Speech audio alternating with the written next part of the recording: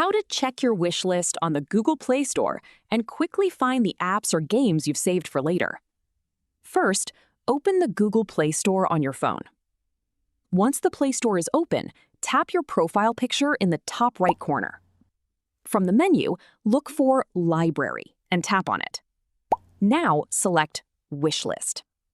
Here, you'll see the apps, games, and other digital content you've previously added to your Google Play wish list. You can browse through your saved items and, if available, tap Install or Buy to get an item directly from your wish list.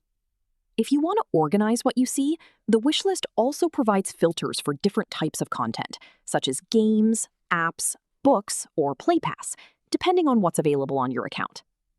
And that's it. That's how you can easily check your wish list on the Google Play Store and access your saved apps and games whenever you need them. If this guide helped you, don't forget to like the video, subscribe to the channel, and turn on notifications for more simple Android tips and step-by-step tutorials. Thanks for watching, and I'll see you in the next video.